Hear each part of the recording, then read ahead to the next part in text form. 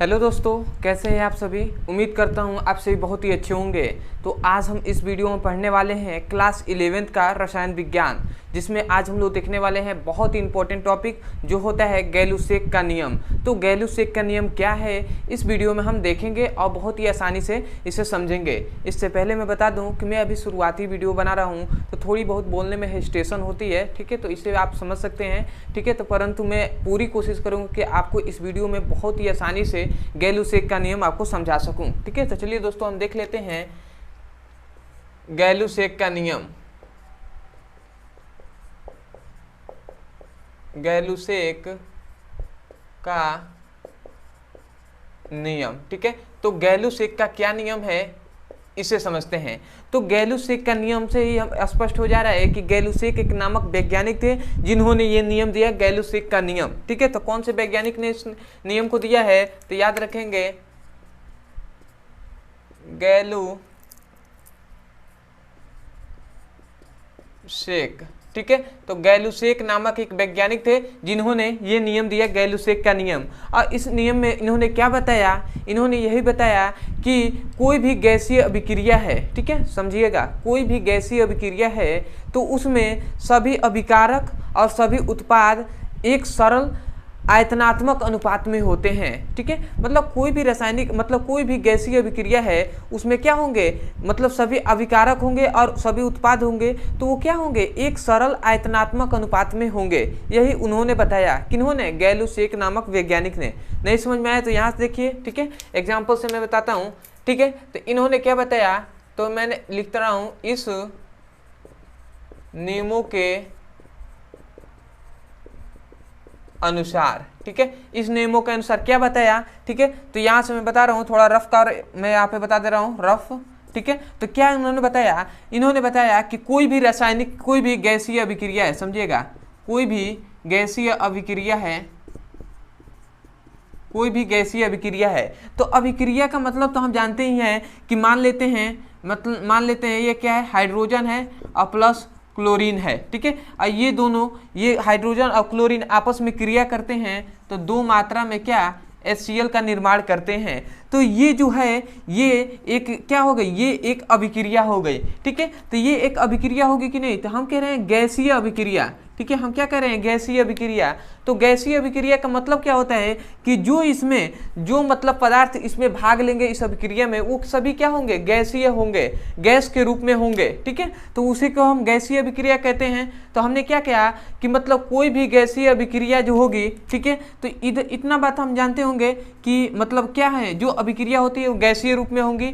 और इतना बात तो हम पहले से जानते हैं कि जो अभिक्रिया से पहले जो भाग लेते हैं मतलब हाइड्रोजन और क्लोरीन, ये क्या होंगे, अभिकारक होंगे, ठीक है। और अभिक्रिया के बाद जो प्राप्त होता है उसे हम उत्पाद कहते हैं, ठीक है, उत्पाद कहते हैं उसे। और इधर वाले को क्या कहेंगे, अभिकारक, इसको उत्पाद कहेंगे। ये पॉइंट हमें पहले से पता है या नहीं पता है तो आप जान लीजिए कि कोई भी ये अभिक्रिया है तो अभिक्रिया से पहले वाले जो प्रोडक्ट होता है, ठीक है, तो उसे हम अभिकारक कहते हैं। अभिक्रिया के बाद जो प्रोडक्ट बनता है उसे हम उत्पाद कहते हैं, ठीक है। तो इतना बात आपको पता होना चाहिए, ठीक है। अब जो हाइड्रोजन है, यहाँ पे जो हाइड्रोजन है वो क्या है, गैसीय रूप में है। और यहाँ पे जो क्लोरीन है ये भी क्या है, गैसीय रूप में है। और यहाँ पे जो HCl है ये भी गैसीय रूप में है, ठीक है। तो यही यहाँ पे कहा जा रहा है कि किसी मतलब इस नियमों के अनुसार किसी गैसीय अभिक्रिया में, ठीक है, किसी गैसीय अभिक्रिया में सभी अभिकारक तथा सभी उत्पाद सरल आयतनात्मक अनुपात में होते हैं। क्या कहा गया, क्या कहा गया, यहाँ पे ध्यान दीजिएगा, क्या कहा गया, सरल आयतनात्मक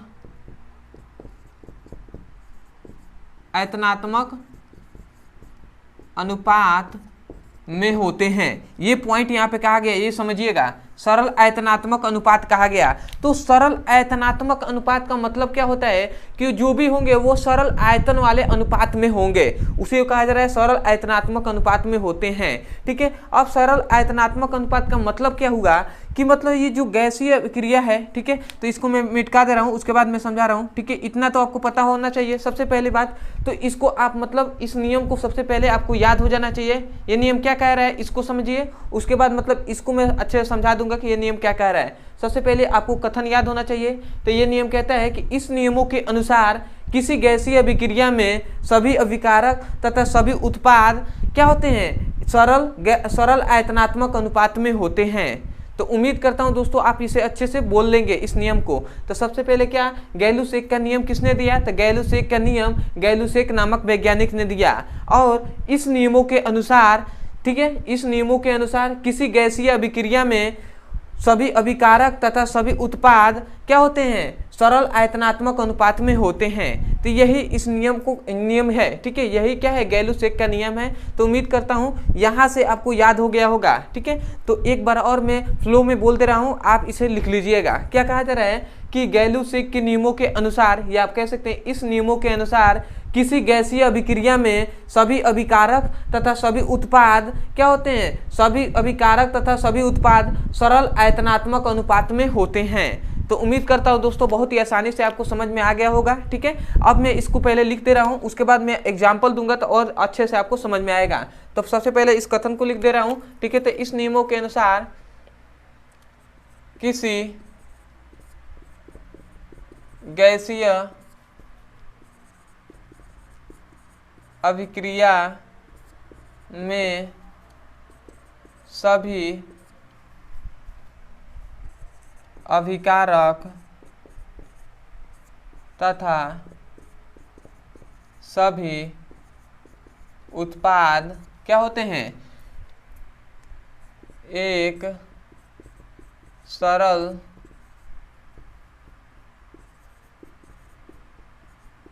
आयतनात्मक अनुपात में होते हैं, ठीक है। तो यही इस नियम का कथन है, ठीक है। नियम क्या कह रहा है, इस नियमों के अनुसार किसी गैसीय अभिक्रिया में, समझिएगा, किसी गैसीय अभिक्रिया में सभी अभिकारक और सभी उत्पाद क्या होते हैं, सरल आयतनात्मक अनुपात में होते हैं। यही इस नियम का कथन है। तो यहाँ से आपको ये नहीं याद करना है, यहाँ से याद करना है कि किसी गैसीय अभिक्रिया में सभी अभिकारक तथा सभी उत्पाद सरल आयतनात्मक अनुपात में होते हैं, ठीक है। अब मैं एग्जाम्पल बताऊंगा तो बहुत ही अच्छे से समझ में आएगा, ठीक है। तो इसको मैं मिटा दे रहा हूँ, ठीक है। अब मैं बता रहा हूँ एग्जाम्पल, ठीक है। तो समझिएगा एग्जाम्पल से इसको। सबसे पहले तो आपको नियम याद हो गया होगा, अब बातें हैं हम एग्जाम्पल पे। तो एग्जाम्पल मान लेते हैं, ये हाइड्रोजन है और क्लोरीन है, ये दोनों आपस में क्रिया कराकर 2HCl मतलब 2 मात्रा में HCl का निर्माण कर लिए, ठीक है। तो यहाँ पे मैं पूछूं आपसे कि हाइड्रोजन में मोलों की संख्या कितनी है, तो आप क्या कहेंगे, मोलों की संख्या 1 है। यहाँ पे मोलों की संख्या कितनी है, तो यहाँ पे भी मोलों की संख्या 1 है। परंतु यहाँ पे मोलों की संख्या कितनी है, तो आप क्या कहेंगे, यहाँ पे मोलों की संख्या 2 है, ठीक है। यहाँ पे कुछ नहीं तो 1 है, तो 1 मोलों की संख्या, यहाँ पे मोलों की संख्या क्या है, 1 है। अब मैं यहाँ पे कहूँ कि यहाँ पे आयतन, मतलब इसके आयतन इसमें कितने हैं, तो हाइड्रोजन का मतलब इसमें आयतन कितने हैं, 1 आयतन है, ठीक है। और यहाँ पर भी क्लोरीन में भी कितने, 1 आयतन है। या आप 1 आयतन के जगह पर मतलब उसके मात्रक भी लिख सकते हैं कि 1 लीटर है या मीटर क्यूब है, ठीक है। तो 1 लीटर या 1 मात्रा, एक क्या कह सकते हैं, 1 आयतन भी कह सकते हैं। और यहाँ पे कितने आयतन है, तो यहाँ पे 2 आयतन है। तो यहाँ पे यही कहा जा रहा है कि जो मतलब क्या होंगे, जो अभिकारक और उत्पाद जो होते हैं वो सरल आयतनात्मक अनुपात में होते हैं। इसका मतलब ये हुआ कि यदि हाइड्रोजन, ठीक है, और क्लोरीन और HCl, ठीक है, ये दोनों अभिकारक हैं और ये उत्पाद हैं। तो हमने क्या कहा, सभी अभिकारक तथा सभी उत्पाद सभी उत्पाद क्या होते हैं, सरल आयतनात्मक अनुपात में होते हैं। तो ये अभिकारक हो गए, ये अनुपात हो गए, सॉरी अभिकारक हो गए, ये उत्पाद हो गए। तो इनका हम देखते हैं गैसीय अभिक्रिया में, तो यहाँ पे क्या हो जाएंगे, 1 संबंध 2 हो जाएंगे, ठीक है। तो ये जो आया, ये जो पॉइंट आया इतना, ये क्या है, सरल आयतनात्मक अनुपात में ही तो है। ये इसका आयतन है 1, ठीक है, हाइड्रोजन का आयतन है 1, क्लोरीन का आयतन है 1, और जो है HCl का आयतन है कितना, 2। यहाँ से हमने ज्ञात किया है। तो ये जो अनुपात निकला, ये सरल आयतनात्मक अनुपात है कि नहीं, मतलब सरल अनुपात में है कि नहीं, ठीक है। आयतन तो है, हमें पता है आयतन है, तो हम कह रहे हैं सरल आयतनात्मक अनुपात। सरल अनुपात का मतलब ये होता है कि जो संख्या पूर्णांकों में होती है, ठीक है, उसे हम सरल अनुपात में कहते हैं। तो तो देखिए ये सरल अनुपात में है, तो यहीं से हमें कहना है कि किसी गैसीय अभिक्रिया में उपस्थित सभी अभिकारक तथा सभी उत्पाद क्या होते हैं, सरल आयतनात्मक अनुपात में होते हैं, कथन है। उसके बाद ये आपको एग्जाम्पल में इसको लिख लेना है, ठीक है, और ये आपको दर्शा देना है, ठीक है। तो उम्मीद करता हूं दोस्तों कि आपको बहुत ही अच्छे से समझ में आ गया होगा ये टॉपिक, और एक एक टॉपिक एक एक बात आपको समझ में आया होगा। अब सबसे इम्पोर्टेंट कि आपको मतलब जो नियम है ये आपको अच्छे से समझ में आ गया होगा और यहाँ से याद भी हो गया होगा, ठीक है। तो थोड़ी सी आप ध्यान देंगे, ठीक है, और कभी कथन को रटिए नहीं, जो नियम है उसको आपको मतलब क्या है, या तो फिगर के माध्यम से या उसके फॉर्मूले के माध्यम से आपको याद कर लेना है। फिजिक्स हो, केमिस्ट्री हो, बायोलॉजी हो, उसके मतलब उस तरीके से याद करेंगे तो बहुत ही अच्छा रहेगा और बेहतर तरीके से आपको याद होगा, ठीक है। तो चलिए दोस्तों आज के लिए इतना है। इससे पहले मैं बता दूं कि यदि आप हमारे चैनल पर नए हैं तो हमारे चैनल को सब्सक्राइब कर लीजिएगा, वीडियो को लाइक कर दीजिएगा, और हो सके तो हमारे कमेंट सेक्शन में जरूर हमें कमेंट करके जरूर बताइएगा कि आपको वीडियो कैसा लगा, और जैसा भी लगा हो आप कमेंट सेक्शन में हमें बता सकते हैं। और तीसरी बात कि मैं अभी शुरुआती वीडियो बना रहा हूँ तो थोड़ी बहुत बोलने में हेजिटेशन होती है, थोड़ी बहुत समझाने में भी थोड़ी दिक्कत होती है, परंतु मैं अपनी तरफ से पूरी कोशिश करता हूँ आपको समझाने के लिए, ठीक है। तो इसीलिए मैं कह रहा हूँ कि अगर आप हमारे चैनल पर नए हो तो अभी सपोर्ट करने की ज़रूरत है, तो आप हमारे चैनल को सब्सक्राइब कर लीजिएगा और कमेंट सेक्शन में हमें ज़रूर बताइएगा कि आपको वीडियो में मतलब जो बताया गया वो आपको समझ में आया है क्या नहीं, ठीक है। और तीसरी बात, यदि आप क्लास 11th का फिजिक्स, केमिस्ट्री या बायोलॉजी का अच्छे से पढ़ाई करना चाहते हैं syllabus wise chapter 1 part 1 part 2 part 3 करके, तो आपको डिस्क्रिप्शन में लिंक दिया जाएगा क्लास 11th का फिजिक्स, केमिस्ट्री और बायोलॉजी तीनों का।